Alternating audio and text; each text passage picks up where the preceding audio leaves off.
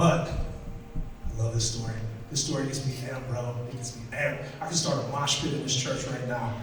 There was this ragtag group of rebels called the Maccabees, son. The Maccabees, these dudes were gangsters, first century gangsters. The Maccabees, there was this family. They saw all this happening and all this destruction happen, and they saw the temple get destroyed and the rubble that was in the temple. They saw this false king coming in trying to rob them of who they were. They were these gangsters, and they were like, nah, bro, I'm not going out like that. You guys can stand over here and watch. You can accept this, but not me, bro. Not me. It's time for all gas and no brakes. I'm about that life, homie. It's time to grab the strap. It's time to get real. You can talk smack over here, but I'm about to go in. How many guys, you've been around some people, they were really about that life. They didn't talk. You saw it before you could even realize what was happening. They were smacking somebody. They were hitting somebody. This was the Maccabees.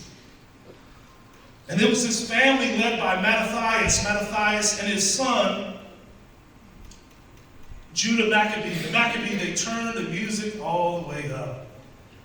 They started symbolically this mosh pit of shoving and pushing people. Are you just going to accept this? Are you just going to sit down and let this happen on your watch? And so they formed this group of rebels. They started to rage against the machine, bro. And like it was contagious, and people knew like we ain't supposed to accept this. See, we accept some things in our lives, in our society. We bow down to some stuff. We've all done it, haven't we? We bow down to stuff we shouldn't bow down to. We don't speak up for ourselves when we should, right? And so they started pushing each other. They didn't really do it, but it gives me a visual. Get off on the streets, it gives me a visual. They start pushing each other. You gonna let this go down on your watch? And so they said, no, man, this group of rebels, they stormed the temple, and they were grossly outnumbered. And for 3 years, bro, this is the crazy thing, for 3 years, they fought. It didn't happen in a day. Can I tell you something today? If you're coming out of darkness, it doesn't happen overnight, does it? Come on, talk to me, all my people that have come out of some addiction. You came out of prison, you came out of some stuff. That change didn't happen overnight, did it? Nope. It took some time. You had to fight. You got to keep fighting. You may come in here this morning. I know somebody right now that you came in here, you barely made it in here. You're barely holding on. You got to keep fighting. You can't give up. You got to keep pushing. They kept fighting, and they destroyed this Greek army. It's crazy. It's crazy. It's impossible that it happened. It's a miracle. And so they reclaimed the temple. The problem was the temple was destroyed. The building was destroyed. The plaster was on the ground. The stones were on the ground. The sacred altar had been destroyed. And in order to rededicate it, they had to clean it all up, but they had to find something very specific. They had to find the oil.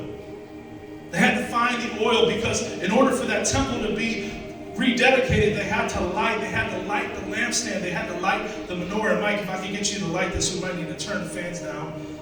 But they had to light the menorah, and so they're looking through all this rubble. They can't find any oil. They can't find any oil. And in that time, you didn't just go to Kroger and pick up the oil, homie. You had to make that stuff. You had to make that. You had to get them olives. You had to stomp on them jokers with your real feet. They had to sit and ferment and do their thing for like 8 days. It took 8 days for this to happen.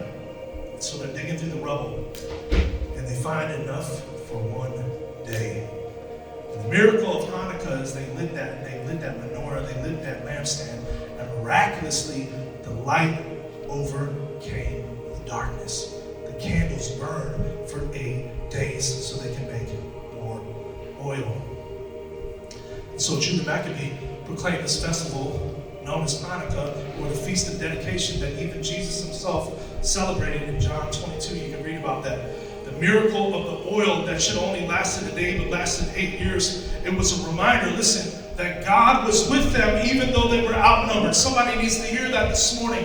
God's with you even though you feel outnumbered, even though you feel overwhelmed, even though you feel like your life is in rubble and you're barely holding on and everything is shaking around you. The proclamation of Hanukkah and this miracle is that God is with you. There can still be light in the darkness. Come on, talk to me. Does anybody know what I'm talking about this morning? Yeah. You were in a dark place. You didn't know how you were going to come out. You didn't know how you were going to pay that bill. You didn't know how you were going to get through that thing. But light showed up and oil showed up and God moved on your behalf, and he came through when you didn't know how you were going to get through. And Hanukkah, it means dedication. See, some of you who have lost your hope and light, you're going to find it today. The same spirit, the same abomination of desolation that desecrated the temple back in that day is here today. There's a king from the underworld named Satan, and his goal, listen close, is to keep you sick, to keep you unhealthy, for you to forget that your body is a temple, and so you dishonor God with your temple. You dishonor God with your temple. The last thing he wants you to do is to read the scriptures and study the scriptures.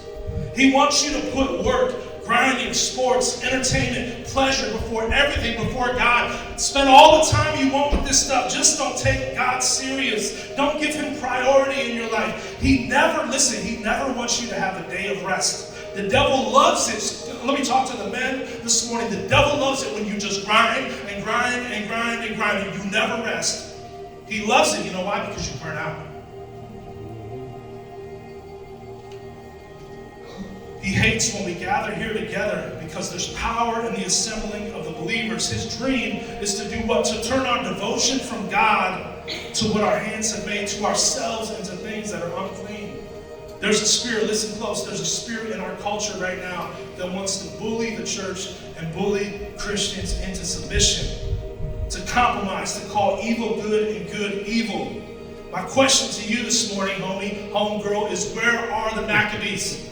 Where are the Maccabees in Hamilton? Where's the men and women in the city that aren't going to swallow the pill, that aren't going to drink the Kool-Aid of what the culture is trying to force down our throat? Where's the Maccabees? Who's going to hold the line? Who's going to carry the boats? We're living in perilous times. Can anybody see it when you turn the news on and you see what's happening in our society? Where are the Maccabees?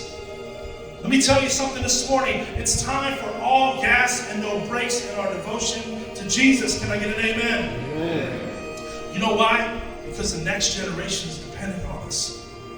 I want you to turn around and look at little Maverick back there. Jerry's holding little Maverick. He was born not long ago. His generation is depending on us. Tyler's generation is depending on us. What are we going to leave them? Powerless church filled with compromised sin and darkness, or a city on a hill whose light cannot be extinguished?